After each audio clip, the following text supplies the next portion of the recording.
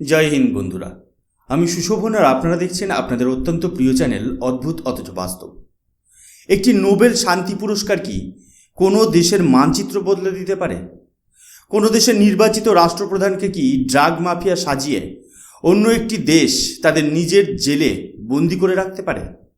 শুনতে সিনেমার গল্পের মতো মনে হলেও এটাই হলো আমেরিকার রেজিম চেঞ্জ অপারেশনের আসল ব্লুপ্রিন্ট। আজ ভেনেজুয়েলাতে যা হচ্ছে সেটা কোনো বিচ্ছিন্ন ঘটনা নয়, বরং 1953 সাল থেকে চলে আসা একটি ভয়ঙ্কর খেরোখাতার লেটেস্ট চ্যাপ্টার।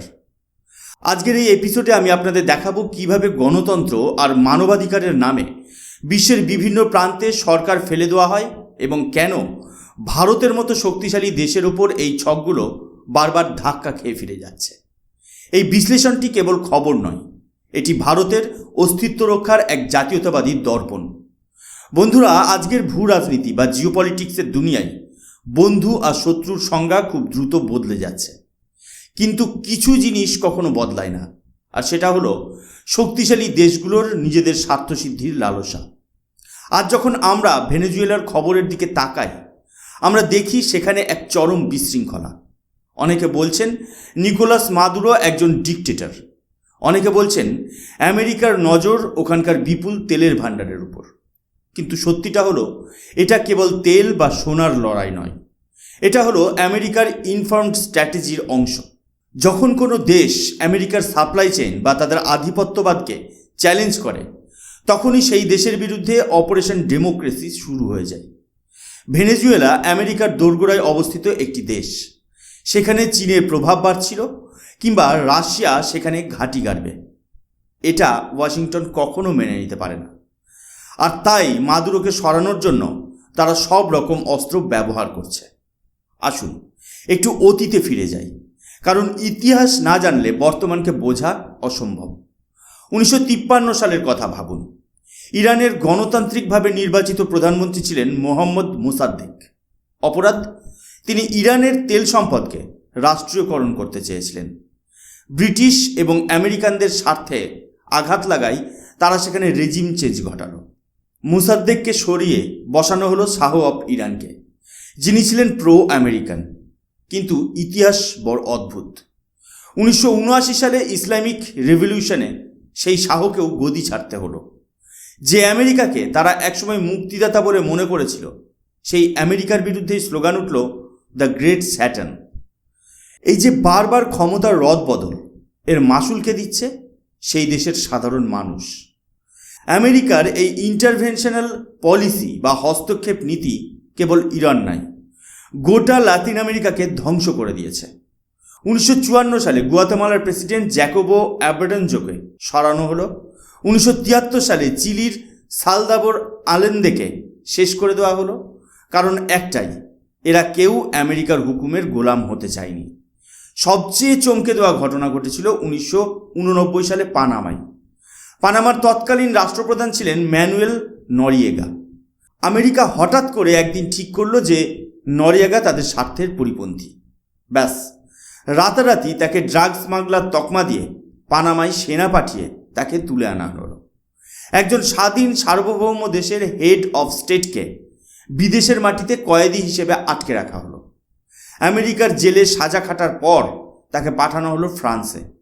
ভাবুন একবার, আন্তর্জাতিক আইন বা সভারেন্টির কি কোনো মূল্যই নেই এদের কাছে? আজকের দিনে ভেনেজুয়েলার মারিয়া মাচাদোকে যে হিরো সাজানো হচ্ছে, তার পেছনেও কি একই চিত্রনাট্য নেই?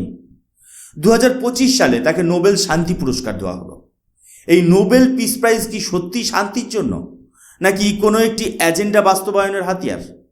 বাংলাদেশের দিকে তাকালে আপনি উত্তরটা পেয়ে যাবেন। বাংলাদেশে যা ঘটল তা কেবল ছাত্রদের আন্দোলন ছিল না, এর গভীরে ছিল একটি গভীর ষড়যন্ত্র। ডক্টর মোহাম্মদ ইউনুস, যিনি নোবেল জয়ী, তিনি আজ বাংলাদেশের চিফ অ্যাডভাইজার, ঠিক যেমন ভেনেজুয়েলার মারিয়া মাচাডোকে প্রমোট করা হচ্ছে। শেখ হাসিনা অভিযোগ করেছিলেন যে তিনি সেন্ট মার্টিন আইল্যান্ড আমেরিকাকে দিতে রাজি হননি বলেই তাকে সরিয়ে দেওয়া হয়েছে। ঠিক যেমন পাকিস্তানের ইমরান খান বলেছিলেন অ্যাবসলিউটলি নট। যখনই কোনো আঞ্চলিক নেতা আমেরিকার সামরিক বা কৌশলগত আবদার মানতে অস্বীকার করেন, তখনই সেই দেশে গণতন্ত্র বিপন্ন হয়ে পড়ে। হঠাৎ করে মিডিয়াতে সেই দেশের নেতিবাচক খবর আসা শুরু হয়। HR বা হিউম্যান রাইটসের রিপোর্টগুলো সেই দেশের বিরুদ্ধে কথা বলতে শুরু করে। এই হলো সফট পাওয়ার ব্যবহার করে একটি দেশকে ভেতর থেকে ফোকলা করে দেওয়ার কৌশল। এখন প্রশ্ন ওঠে, এই সব কিছু কি ভারতেও চেষ্টা করা হয়নি? অবশ্যই করা হয়েছে। ভারত হলো বিশ্বের সবচেয়ে জনবহুল গণতন্ত্র। আমাদের 1.4 বিলিয়ন মানুষের শক্তিকে উপেক্ষা করা কারোর পক্ষেই সম্ভব নয়। কিন্তু আমাদেরও অস্থিতিশীল করার চেষ্টা হয়েছে বারবার। মনে করে দেখুন শাহিনবাগের সেই আন্দোলন। কয়েক মাস ধরে দিল্লির রাস্তা আটকে রাখা হলো, বলা হলো ভারতের গণতন্ত্র শেষ হয়ে যাচ্ছে। কিন্তু আসল রহস্য উন্মোচিত হলো যখন ডোনাল্ড ট্রাম্প ভারত সফরে এলেন। ট্রাম্পের বিমান দিল্লি থেকে ওড়ার 24 থেকে 36 ঘন্টার মধ্যেই সেই বিশাল আন্দোলন তাসের ঘরের মতো ভেঙে পড়ল। বিরিয়ানির হাঁড়িগুলো রাতারাতি উধাও হয়ে গেল। কেন? হঠাৎ কি সরকার CAA বাতিল করে দিয়েছিল? না, আসলে সেই আন্দোলনের ফান্ডিং বা গাইডেন্স আসছিল বাইরে থেকে।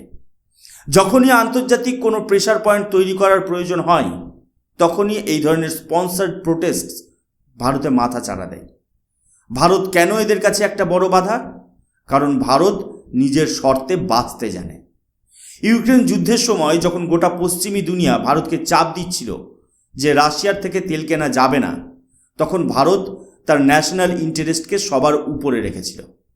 আমাদের বিদেশমন্ত্রী পরিষ্কার বলে দিয়েছিলেন যে ইউরোপের 1 বছরের তেলের প্রয়োজন ভারত এক বিকেলে কেনে। এই যে স্ট্র্যাটেজিক অটোনমি বা কৌশলগত স্বায়ত্তশাসন, এটাই পশ্চিমের সহ্য হয় না।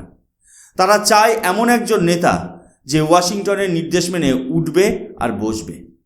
আজ যদি প্রধানমন্ত্রী নরেন্দ্র মোদী ঘোষণা করেন যে আমরা রাশিয়া থেকে অস্ত্র বা তেল কিনব না, বরং আমেরিকার থেকে $100 বিলিয়ন F-35 জেট কিনব, তাহলে দেখবেন রাতারাতি ভারতের গণতন্ত্র বিশ্বের শ্রেষ্ঠ হয়ে গেছে। ভারতের মিডিয়ার স্বাধীনতার র্যাঙ্কিং 100 থেকে লাফিয়ে 1 নম্বরে চলে আসবে। এটাই আসলে একটি সাজানো নাটক বা গ্র্যান্ড ইলিউশন। বাংলাদেশের বর্তমান অবস্থা দেখুন। সেখানে সাংবাদিকদের ওপর হামলা হচ্ছে। প্রথম আলো বা ডেইলি স্টারের মতো মিডিয়া হাউসের অফিস জ্বালিয়ে দেওয়া হচ্ছে। কিন্তু আশ্চর্যের বিষয় হলো, আন্তর্জাতিক মিডিয়া এখনও বলছে যে বাংলাদেশের সংবাদ মাধ্যমের স্বাধীনতা ভারতের চেয়ে বেশি।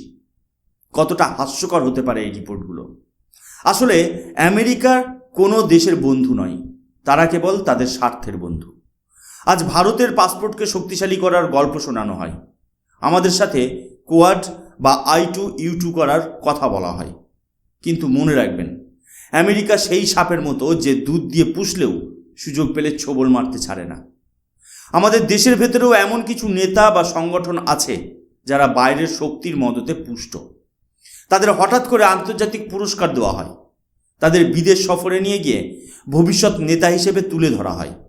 এদের কাজ হলো দেশের ভেতরে বিভেদ তৈরি করা, জাতিগত দাঙ্গা, ভাষা নিয়ে বিতর্ক কিংবা কাল্পনিক ভয়ের বাতাবরণ তৈরি করে সরকারকে ব্যতিব্যস্ত রাখা, যাতে সরকার দেশের উন্নয়ন বা প্রতিরক্ষার চেয়ে অভ্যন্তরীণ সমস্যা সামলাতেই বেশি সময় ব্যয় করে। এটাই হলো হাইব্রিড ওয়ারফেয়ার। তারা জানে ভারতের সাথে সম্মুখ সমরে জেতা সম্ভব নয়, তাই তারা বেছে নিয়েছে ডিজিটাল স্পেস এবং সোশ্যাল মিডিয়াকে। ফেক নিউজ এবং ন্যারেটিভ বিল্ডিংয়ের মাধ্যমে ভারতীয় যুবকদের মন বিষিয়ে দেওয়ার চেষ্টা চলছে। আমাদের মনে রাখতে হবে, ভারত কোনো ছোট দ্বীপরাষ্ট্র বা কোনো ব্যানানা রিপাবলিক নয়। আমরা একটি প্রাচীন সভ্যতা। আমাদের সেনাবাহিনী, আমাদের অর্থনীতি এবং সবচেয়ে বড় কথা আমাদের মানুষদের সচেতনতা আমাদের সবচেয়ে বড় প্রতিরক্ষা। যখনই আপনি দেখবেন কোনো বিদেশি শক্তি ভারতের অভ্যন্তরীণ বিষয়ে বেশি উদ্বেগ প্রকাশ করছে, তখনই বুঝবেন ডালমে কুচ কালা হে। আমাদের জাতীয়তাবাদী চেতনাকে জাগ্রত রাখতে হবে। আমাদের বুঝতে হবে যে আমাদের দেশের সমস্যা আমরা নিজেরাই সমাধান করতে সক্ষম। আমাদের কোনো নোবেলজয়ী বাইরের অ্যাডভাইজারের প্রয়োজন নেই। বন্ধুরা, ভেনেজুয়েলার ঘটনা আমাদের জন্য একটা সতর্কবার্তা। কিভাবে একটা সম্পদশালী দেশকে রাজনৈতিক অস্থিরতার মাধ্যমে ধ্বংসের মুখে ঠেলে দেওয়া যায় তা মাদুরো এবং ম্যাচাডোর লড়াই থেকেই পরিষ্কার। আজ আমেরিকার ড্রাগ কন্ট্রোল বা সাপ্লাই চেইন নিয়ে উদ্বেগ আসলে একটি অজুহাত মাত্র। আসল উদ্দেশ্য হল লাতিন আমেরিকায় নিজেদের সম্পূর্ণ আধিপত্য বজায় রাখা এবং ভারত বা চীনের মতো উদীয়মান শক্তিগুলোকে চ্যালেঞ্জ করা। ভারতের ক্ষেত্রেও এই ষড়যন্ত্র জারি থাকবে।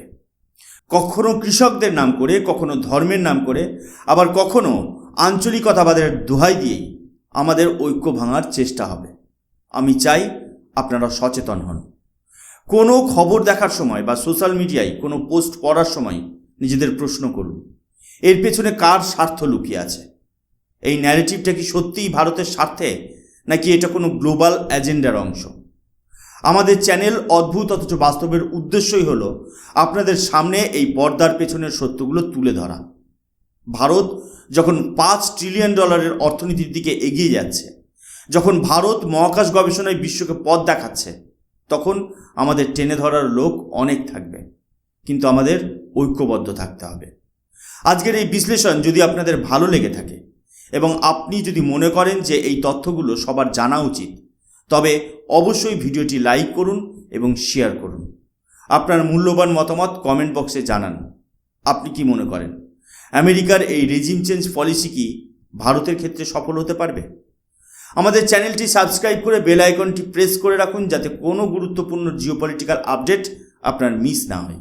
মনে রাখবেন, সচেতন নাগরিকই একটি শক্তিশালী দেশের আসল মেরুদণ্ড। আজকের মতো এখানেই শেষ করছি। জয় হিন্দ, বন্দে মাতরম, ভারত মাতা কি জয়।